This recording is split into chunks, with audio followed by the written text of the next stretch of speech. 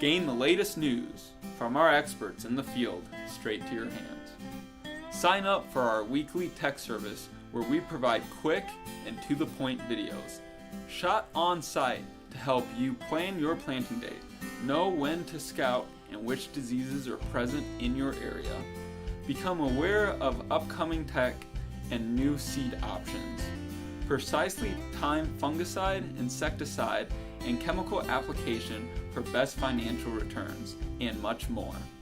Every choice you make as a farmer matters on the field. With more information on hand, the better agronomic decisions you can make, keeping your ROI high, yield strong, and soil healthy for the long haul. Sign up is free and easy. Simply text the word JOIN to 844-843-9247. Cancel anytime by texting the word STOP. It's just that easy. No spam, just helpful information shared once a week. Stay in the know with Liqui-Grow.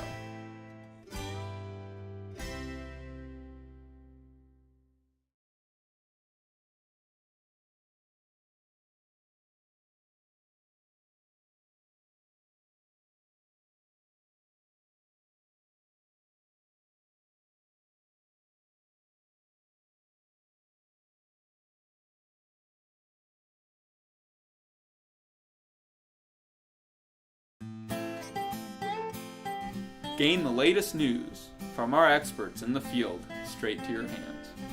Sign up for our weekly tech service where we provide quick and to-the-point videos, shot on site to help you plan your planting date, know when to scout and which diseases are present in your area, become aware of upcoming tech and new seed options, precisely time fungicide, insecticide, and chemical application for best financial returns, and much more.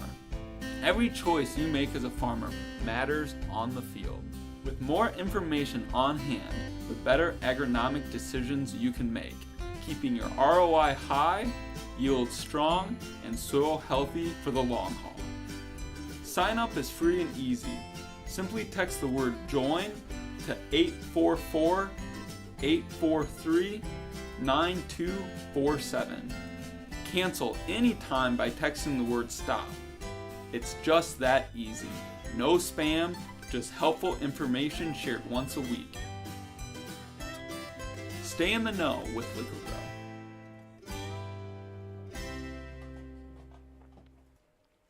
Hi, I'm Katie Hess, Sales and Marketing Director here at Liqui-Grow. And hi, I'm Jake Vossenkemper, Director of Research and Agronomy here at Liqui-Grow. So unfortunately, today's program was having some technical difficulties. We also had technical difficulties at our house this morning with no power and all this wind. So we are going to shift gears and kind of do something a little different, a little more off the cuff. We have Dr. Jake with us, thankfully. Jake, this is one of the best things about you is we can pull you in off the cuff and ask you a bunch of questions. We'll see, Katie. We'll see. Yeah. So if you do notice any blurriness or if it gets real choppy, we are currently recording this and we'll get this back up here. And we also will get our stress video up as soon as possible. Check back later if that works for you. Jake, so let's jump to this, right? Are you ready? Yeah, I am ready, Katie. And I actually think this works out good because the topics we're going to talk about today are really important. We talk about a lot of great stuff, but we can never get to everything that's really important. So that's okay. I think it'll be good information. Yeah, and once again, if you have any questions that you'd like to ask Dr. Jake, throw them in the chat. I have them here in front of me. I'll be watching for that, or send them to the email at questions@liqui-grow.com. Jake, so here's the first question. What do you think agronomically should keep a farmer up at night? Katie, I think that it's hard to wrap your head around this, but pest resistance to agronomic management practices or agrochemicals should be the thing that keeps farmers up at night. So insects and weeds. Insects, weeds, fungi, nematodes, all those things are becoming resistant to our chemical applications or our management. We always talk about soybean cyst nematodes, so let's leave that one till the end. How about weed resistance? Let's start there. So I think that, weeds there's many weeds that are becoming resistant to herbicides, but let's just kind of, for today's talk, we're going to keep it a little bit brief. Let's just talk about water hemp, okay? So, we know that water hemp is resistant to glyphosate, resistant to PPO inhibitors, resistant to atrazine, becoming resistant to HPPD inhibitors, and recently I heard that there was water hemp populations resistant to Liberty, and we know that there's populations of water hemp that are resistant to 2,4-D and dicamba. That's 7. And that's almost all of them we use routinely, almost. I was counting that 7 you just named off. Now, to be fair, not all water hemp are resistant to all those herbicides at the same time. That's not the case, right? But many water hemp, almost all water hemp are resistant to glyphosate. Oh, ALS inhibitors, forgot those. All water hemp are pretty much resistant to ALS inhibitors. All water hemp are pretty much resistant to glyphosate. You had asked me this morning, because I had mentioned, well, water hemp are becoming resistant to atrazine, and I actually looked up a study from University of Nebraska, and within their populations in their state, 40% of the populations were resistant to pre-applied atrazine, and somewhere between 60 and 75% of the populations were resistant to post-applied atrazine. So that's telling me that there's probably a lot of water hemp out there that are resistant to atrazine. So that leaves us with 2,4-D, dicamba, HPPD inhibitors, but we also know from some Iowa State work that water hemp are becoming more resistant to HPPD inhibitors, right? Like Callisto, for example.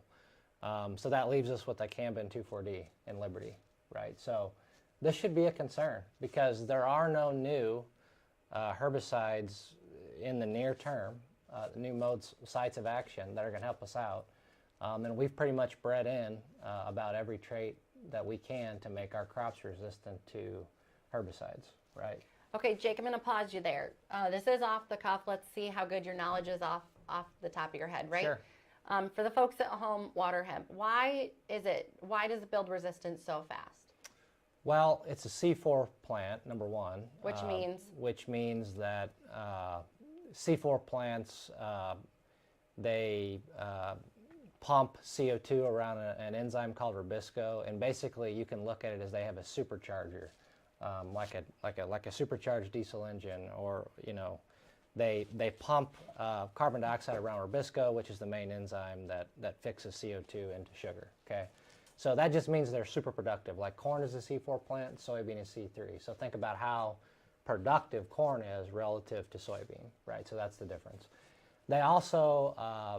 They're also like open pollinated, so they can spread their genetics around really easy, so the pollen goes up in the air, and if this population of water hemp is resistant to XYZ herbicide, it can easily spread its pollen to another field, and then those fields will become resistant because of the cross-pollination.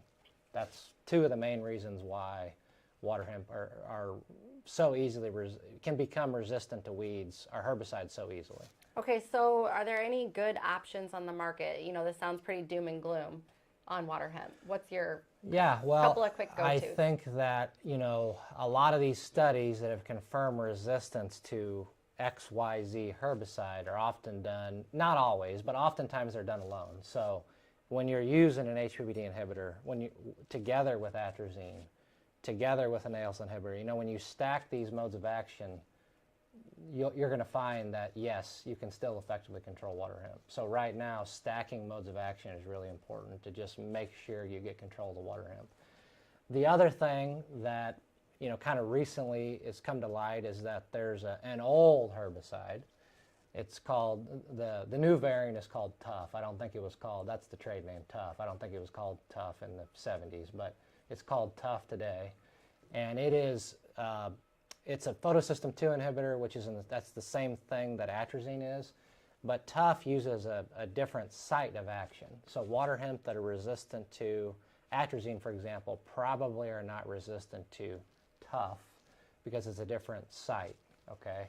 So if you think you have water hemp like in a seed production area, if you think you have water hemp that are becoming resistant to HPPD inhibitors and atrazine, flipping out the atrazine for maybe adding the Tough along with the atrazine and the HPPD inhibitor would give you another site of action and help you get better control of those water hemp, as an example, okay?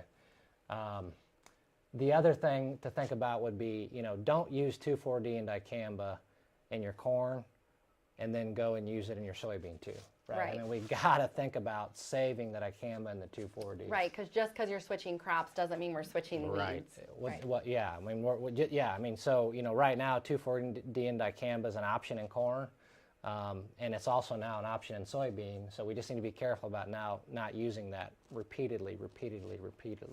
So switch Liberty in there. Use multiple modes of action. So, weed resistance is a concern. It'll continue to be a concern. Okay, anything else on weed resistance? I don't think so. Okay. Probably better move on or we'll be here 2 hours. Oh boy. So on this topic of what should keep farmers up at night, frog eye leaf spot is something that we're hearing more about. We've got locations quite a bit to the south.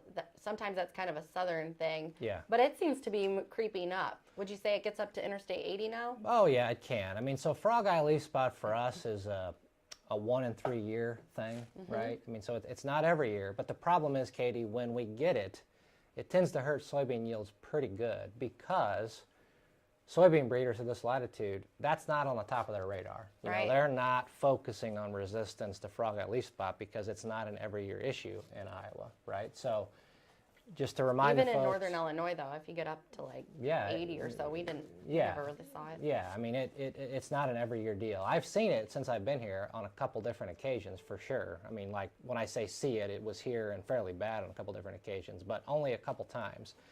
That being said, if you get it, the thing you have to think about is because it travels from the south to the north, in Arkansas, the Boot Hill, they have to treat, maybe 2 or 3 times a year for frog eye leaf spot, right?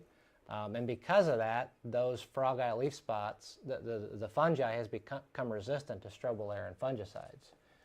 So now those same isolates or same fungi are blown up here, and then guess what? When they get here, they're also resistant to strobilurin fungicides. And strobilurins are usually our older fungicides, headline, and Yep.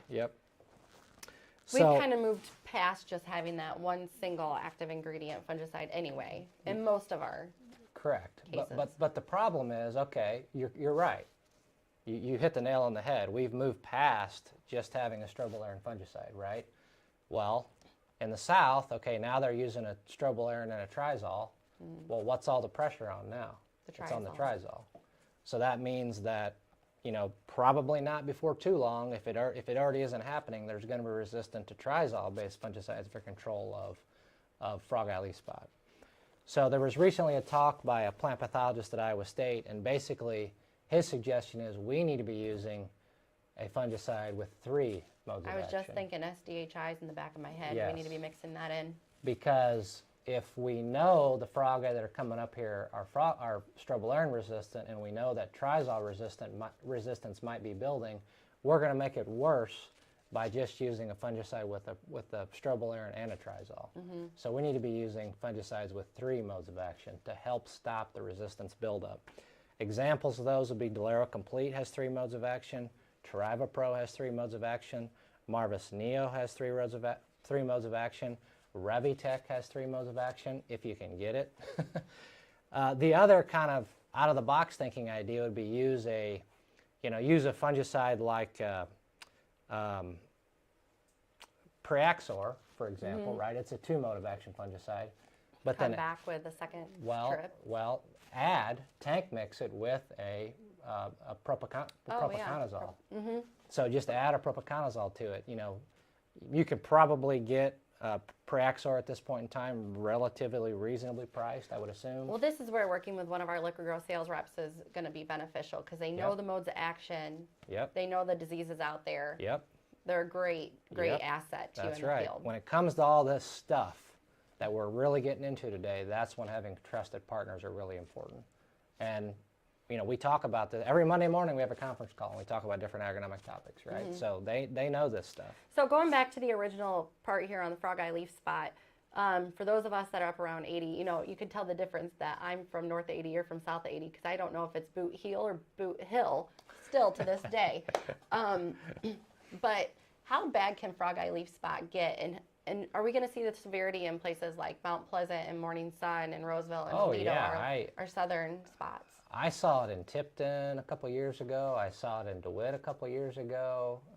Yeah. And I how mean, bad can it get, and when does it come in? it comes in pretty late here. So, how bad does it get depends on when it comes in. But it could come in early on a hurricane, right? So it depends on when it gets here. So it's Katie. wind blown. It's wind blown, yes, Okay. from the south on storm fronts. And it attacks the upper leaf or the entire plant? You'll see that the upper canopy becomes infected first with frog eye leaf spot. But just a few percent of the leaf area infected is really devastating. Frog eye is a bad And it deal. really does look like a frog's eye. Correct. It's very Yes. simple. That's the best thing about agriculture for me, is that our terminology is very easy to understand. It looks like a frog's eye. Yeah, and to back up about your initial thoughts when we opened up this discussion about frog eye, so there's also some evidence that our falls are getting warmer, right? So, with climate change, we're not here to argue today about, why climate change is happening, but it is getting warmer. I mean, that's pretty solid, okay? The falls are getting warmer, so that means that frog eye leaf spot is going to survive longer, right? Because it's the wintertime temperatures that ultimately kill it. So if we have another 2 weeks at the end of the season where we don't have a frost, then that's just going to be, all the longer that frog eye leaf spot has the chance to get up here and has the chance to do damage, if that makes sense. So the spores that are blowing up from the south, they are already resistant to these modes of action. strobilurins. So that's why we're going to see issues even if we haven't ever had. Correct. Okay. Yes. Anything else on frog eye leaf spot? I don't think so. 3 modes of action. That's the punchline. 3 modes of action. Okay. Which one do you want to tackle next? Corn rootworm or tar spot? Let's talk about, well, I don't care, but we can do corn rootworm while we're on resistance management. Okay, So- let's talk about corn rootworm. So corn rootworm, obviously, you've probably already heard, I'm assuming, that some of our traits have failed or are beginning to fail, right? And so it's not every field, okay, it's not every acre. It is in continuous corn, 7, 8, 10, 12, 15 years continuous cornfields where we've seen multiple traits stacked fail, okay? So if you're corn-soybean rotation, that's probably not happening to you. If you're corn-soy rotation, that's probably not happening to you. It's in these long-term continuous corn situations. That said, that should be like the canary in the coal mine, right? So if we're seeing resistance develop in these long-term continuous corn rotations, we might expect that sooner or later we'll see resistance develop even, when you have a reasonable amount of soybean rotated in with your corn. So I think today, Katie, you've said this, but the way to combat rootworm resistance is to confuse them. Confuse them. You say this all the time. I heard you say it, You just have to right? confuse them. You have to confuse them. You never want to do the They same. love a pattern. You never want to do the same thing twice, right? So, if you have resistance today, there's 2 things you can do about it. You can use SmartStax Pro, right, which is the Calb's new rootworm event. The other thing you could do is you could use a insecticide, a granular or fluid insecticide that has effective control on rootworm. So if you have rootworm resistance today, that's your 2 options, SmartStax Pro or insecticide, right? If you want to avoid getting resistance, there's multiple things you can do. So, you could plant SmartStax this year, for example. Next year, you could plant SmartStax Pro because now you're throwing a different trait in there that they're not going to be resistant to. It's going to be something different. The following year, you could use a soil-applied insecticide. By the way, BASF is just launching a new liquid insecticide called Nerisma, and it is a new, I believe, site of action. I believe I'm saying that correctly. We're actually going to learn more about that next week at a couple of meetings that we're hosting for some growers, right? Correct, we are. So yep. once again, if you'd like to know more about Nerisma, talk to one of our Liqui-Grow sales rep. We've got some information. Yes, and if you are seriously interested in that, there's a very, very limited supply, so I would have that conversation. But the nice thing about Nerisma is, it's a new mode of action. It's going to help with IPM strategies, right? So You know, the rootworm have been seeing kind of these same general insecticides for a long time now. It's good that we're getting a new insecticide in there to, again, to mix it up and confuse them, right? So to avoid resistance, switch up the traits. So Smart Stacks to Smart Stacks Pro, back to insecticide, and then it'd be good to throw a soybean crop in there, I right? was just thinking rotation, right? Rotation is the best way to avoid resistance buildup. But some guys like to grow corn. You like to grow corn, I think. Yep. So yes, rotating to soybean is the best approach for sure. I'd love to tell you my quote about soybeans, but not here. Yeah. So yeah, if you have resistance today, going to Smart Stacks Pro or using an insecticide would be your only options.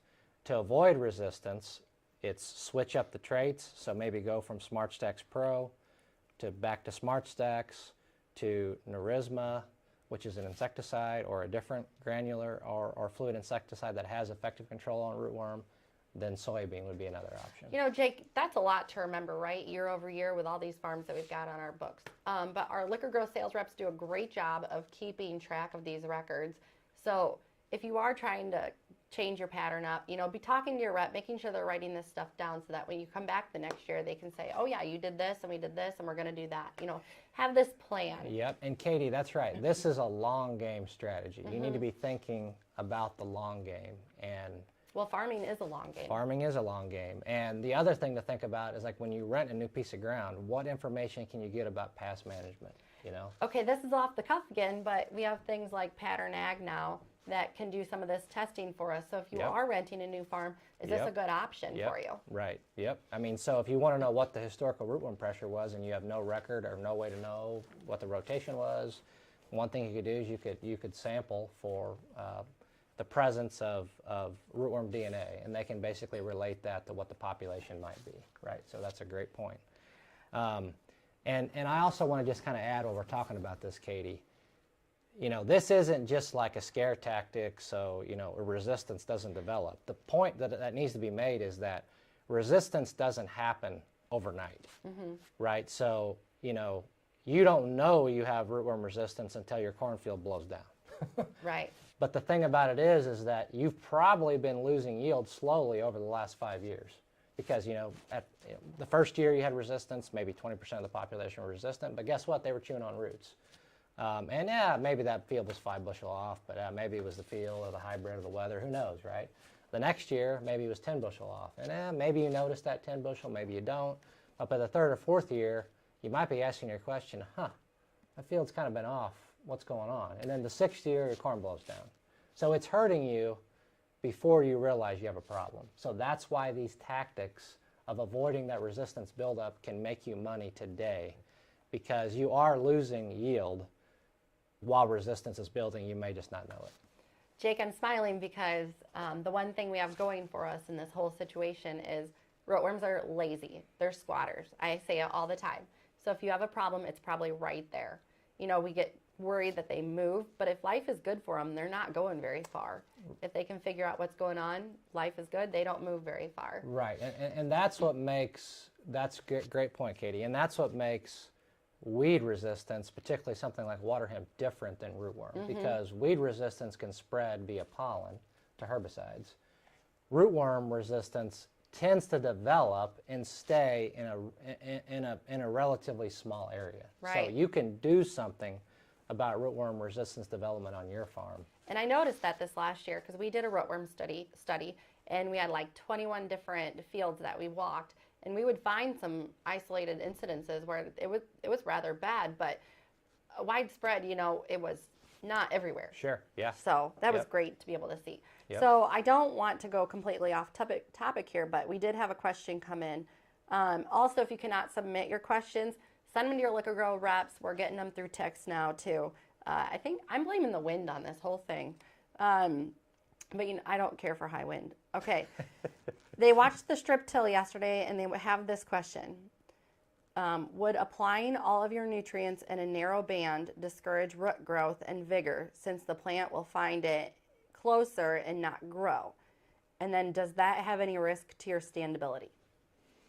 That's a great question, and I think that we're splitting hairs, and I don't have the exact answer to that question because I don't think anybody knows. Okay, so I think what we're getting at here is that if you band all your nutrients, are all your roots going to grow in that band, and therefore you don't have as large a root area or a root area that's spread out enough to to increase stability. Okay, I think that's what we're getting at, and I think it's possible, but I really don't think that it's probable, if that makes sense.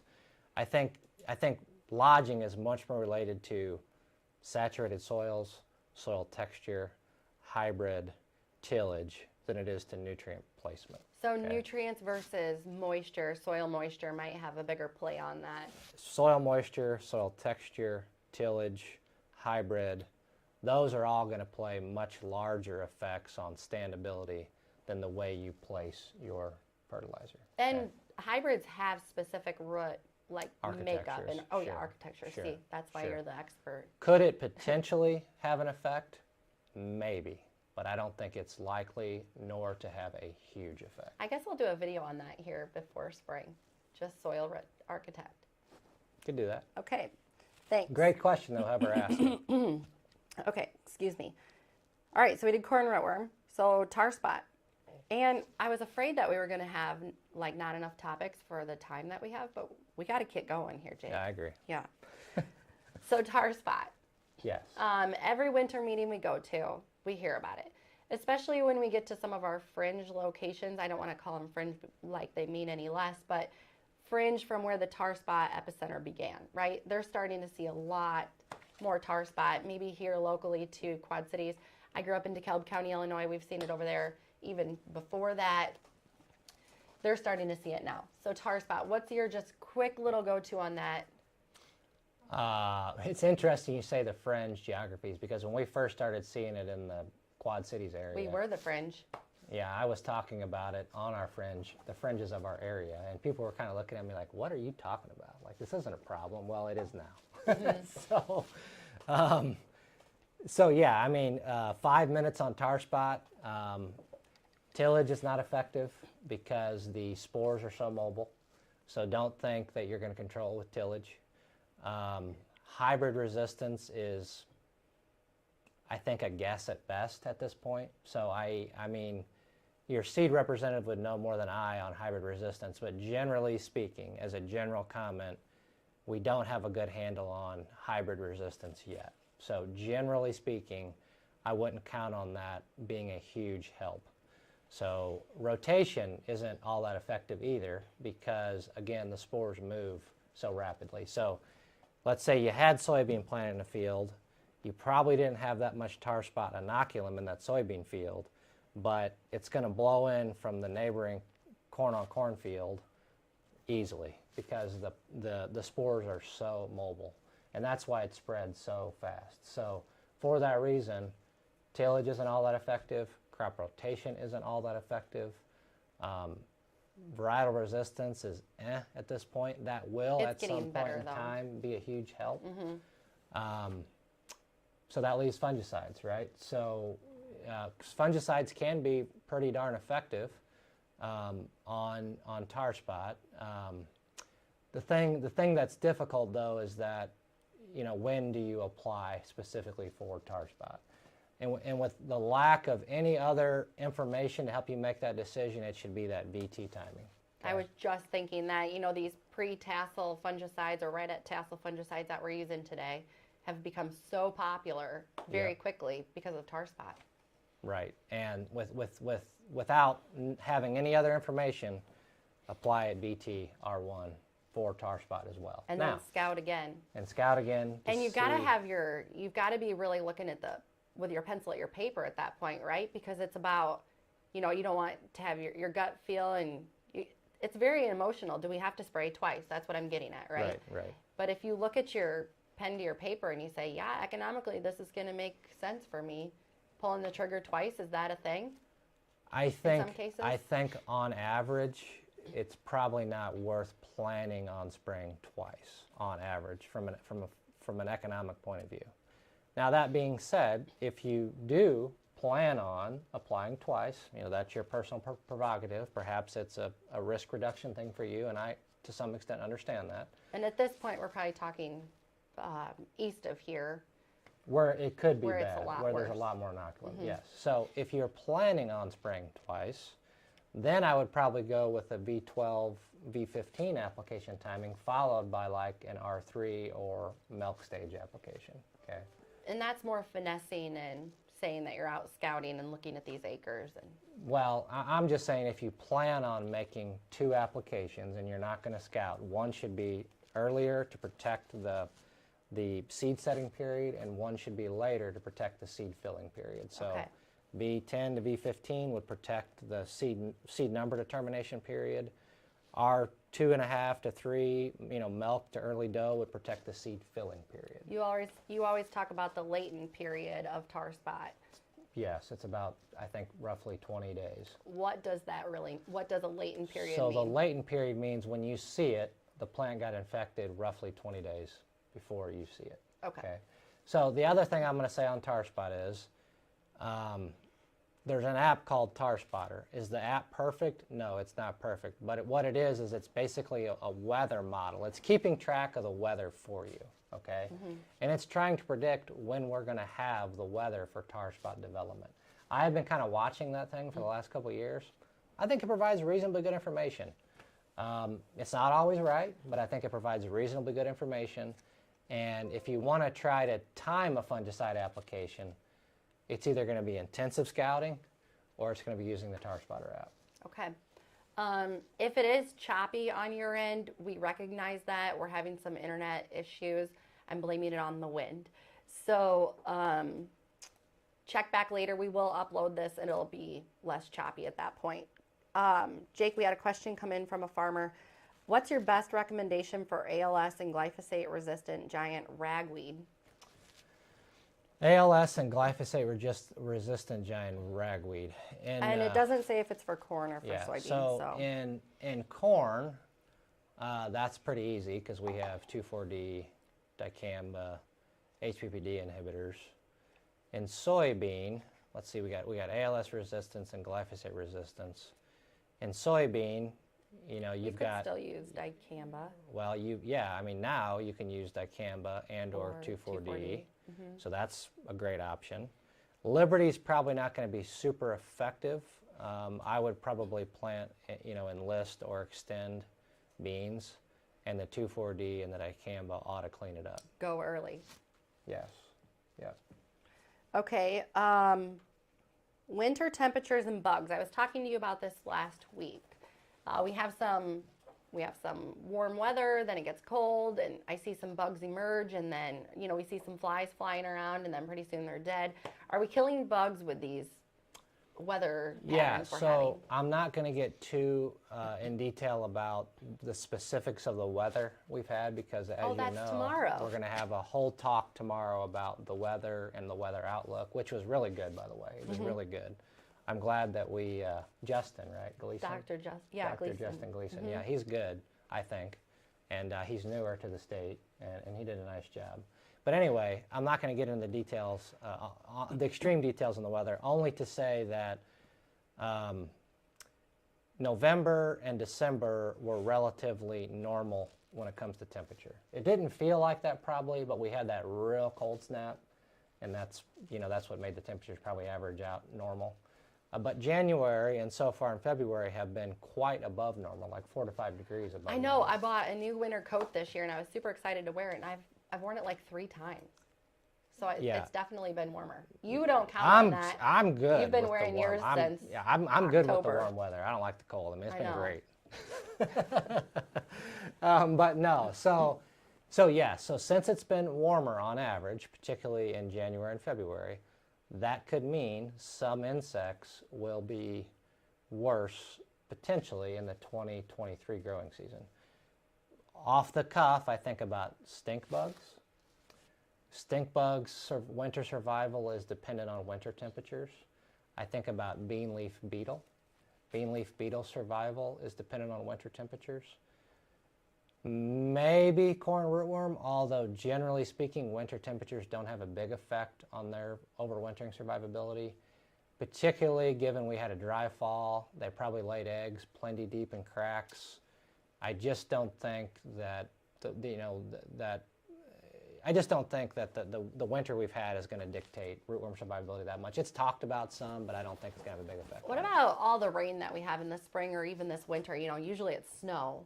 Correct. Snow melt. Yeah. Would rain drown them out? You know, you hear people talk about Yes. that. So when they're in the egg stage, no, saturated soils will not drown them out. But They have to be when in they the- first hatch, saturated soils will drown them out. So the best predictor, unfortunately, a good predictor of rootworm population severity is how long were the soils saturated during early larval development. So we don't know that yet. So basically, we don't know on the bugs yet. Well, we don't But- know on the. I do think it's possible that stink bug and bean leaf beetle could be worse in the 2023 growing season because of the warm weather. But rootworm, I don't think the weather has changed rootworm survivability. Okay. Yet. All right, and on to your favorite topic. We're kind of getting close to the end here. Soybean cyst nematode. So this goes back to the whole thing of, I mentioned about rootworm. You don't think you have a problem until all of a sudden you're asking the question, why is that soybean field 10 bushels off? But the truth is you do, right? So talked about this somewhat extensively, but just to kind of review, PI 88788 is the soybean cyst gene that we've been using for 25 years now. And with time, it's becoming resistant. Soybean cyst nematodes are becoming resistant to that gene. So 25 years ago, the soybean cyst nematode, the PI 88788 gene had great control over SCN, but with time, we're seeing that gene start to fail. And I don't have the data here in front of me, but roughly, we have double the egg survivability today that we did 25 years ago. So it is failing. And it's probably failing in your field. To what extent, I don't know, but I'm sure you're somewhere on that curve where it's not as effective as it used to be. And it is a problem because you may not have complete resistance yet, but you have some level of resistance today. And it's just going to get worse with time. You know, Jake, I've just been thinking about this, right? And so we talk about this all the time. So if you're willing to give up 10 bushels to your soybean, no big deal. If you're willing to live with it. Yeah. But when you look at the soybean boards today, Yep. should we really be giving No. up those 10 bushels? No. And so the thing you need to be thinking about, it's going back to the confusion thing like it is with corn rootworm. Well, what can I do about it? Well, unfortunately, there's not a ton you can do about it, but there are things you can think about. So number one, treat your soybeans with a levo. Every acre ought to be treated with a levo. I've said this before, I'll say it again. A levo is the best thing to happen to soybeans in 20 years. Because, I just had fantastic results with that product the first year I tested it, Katie. Just unbelievable. That's why I'm a big fan. I've seen what it can do in real time. But it also gives us some control on soybean cyst nematodes, and we know that, okay? So that should be a standard practice, number one. Number two, you want to think about, are there some good Peking varieties on the market that I could start rotating in here? Yes, they're somewhat limited. But if there are some Peking varieties that you think are pretty good yielding, they're available in your geography, plant them, because that's a different gene that soybean cyst nematodes are not resistant to. And it'll help limit or reduce their population. Correct. So think about Peking. Definitely use a levo. Peking when it's an option. You know what else you could do? Plant more corn. You could, right? So, even corn. So let's say you're a corn soybean guy. Great, okay? If it makes sense to just plant 2 years of corn followed by a soybean crop, so corn, soybean, even that one extra year of corn can drop the soybean cyst nematode populations by about 50%. It's huge, okay? Plus, when you plant soybeans again, your soybeans are going to be higher yielding than if you just had soybeans after corn after soybeans. So you don't have to do what you've always done.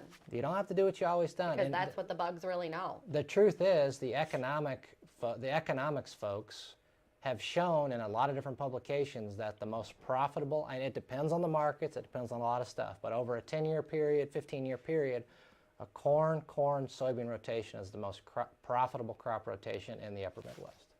So that's a good crop rotation for lots of reasons, and we'll not get into the details. But it also can be a tool to help manage soybean cyst nematodes. So a level on every acre, peaking when it's an option, grow 2 years of corn or more years of corn. And finally, hopefully, around the end of this decade, BASF is going to have a transgenic trait to help protect us from soybean cyst nematode. Okay. Anything else on soybean cyst nematode? Probably not. I got one. So if no one's ever watched anything on soybean cyst nematodes before, how do you even know if that's what's causing some of your yield? Or why would you even know? It's kind of an invisible thing. Absolutely. So should we just go grab some soil probes and Yes. should we grab, is Pattern Ag, we're working with them a little bit. Yep. What do you do? You can, the best time to test farms in the fall. You can send those samples to Midwest Laboratories and they can count the eggs by estimation. Or you can take soil samples and send it off to a company like Pattern Ag, and they can basically look for the DNA signature of the soybean cyst nematodes, and they can correlate the amount of DNA signature to the number of potential soybean cyst nematode eggs. So in today's data-driven world and everything that's at our fingertips in this progress, we should be utilizing some of this stuff and just looking at our fields overall. Absolutely. What's out there? Absolutely. Yes. Absolutely. If we've never done this before, try it. Yeah, the first question you should ask yourself is, what are my soybean cyst nematode levels like? That's the question number one. Once you know that, then you can start deciding, do I need to go out and look for these peaking varieties like Jake says? Because maybe you don't. But it could be hurting your yield, for sure. Like, no jokes. Okay, we got one more here. Are you done with soybean? Yep. Okay. That's the thing about live. I have to just ask them, so are you done with that I'm now? done. I'm done, Katie. Usually we cut that out when we are pre-recording this stuff. You mentioned earlier the idea of warmer temperatures in the fall. So if we're using cover crops and as they become more popular, at what point do you want to try to harvest that cover crop? This came in off the chat line. So I think the question is, should we be trying to find a cover crop that's an alternative crop and not just a cover crop? And if this person wants to text back and confirm that, but I think what they're asking, Katie, is, they said, at what point do you harvest a cover crop? So I think what you're getting at is there another crop. So for example, we plant, let's say, pennycress after corn, right? So pennycress is an oilseed crop, and at the current time, there's trying to be a market established for pennycress oil. You would plant that after corn in the fall. You would harvest it as soon as possible.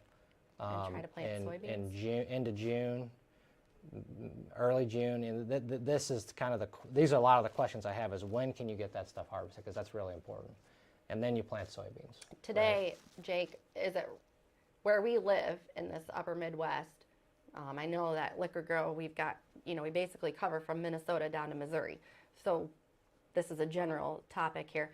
We just don't have the capabilities to get that crop off soon enough and actually plant our corn or our beans and be... Right, it's a struggle. So and hit those high yields that we're striving whatever for. we have, if there is a third crop that gets added to the rotation, it's got to mature early. Mm-hmm. That's the bottom line. And there's another oilseed crop called camelina. Mm-hmm. And there's also a market trying to be established for it. It's earlier maturing, has better winter survivability. I wouldn't be surprised if that's not the oilseed crop we would end up growing in this geography, if that ever happens. This is a little bit of a crazy idea, but I got to talking to some folks in southern Illinois a couple weeks ago, but people are trying. It seems like there's more interest in after wheat soybeans. Have you noticed that? Yeah. It's risky. It's really risky. And it's because the wheat gets taken off too late. But one idea would be try flying on the soybeans when the wheat's still growing. Something to play around with. That's some farmers down in southern Illinois are telling me that's what they do when they, can't get their wheat off when they have time. And they say it works reasonably well. It'd be worth a shot. We're thinking outside the box here. Sure, that's what we always have to do. That's what makes right. progress That's happen. what farmers are good at. Yeah. So with that, it's a good note to land on.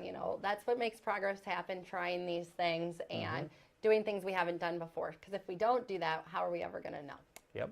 So thank you for being here today, Jake, and thanks for being able to go off the cuff. Maybe this will be a new thing for us. We're really sorry if it was choppy on your end. We'll be sure to make sure everything is edited and put up onto the YouTube channel, and hopefully you can like and subscribe. And once again, on Friday, we're having our live in-person event with soil health panels. So if you'd like to join us, talk to your Liqui-Grow sales rep or go to our website, www.liqui-grow.com, and you can sign up there as well. And then starting next week, we're going to have 3 live in-person events. The first one will be out towards Iowa City. The second one will be up in Clear Lake. And the third one will be north of DeWitt in a town called Welton at Buzzy's. So join us at one or all of those. We'd love to see you. Thanks. Thank you.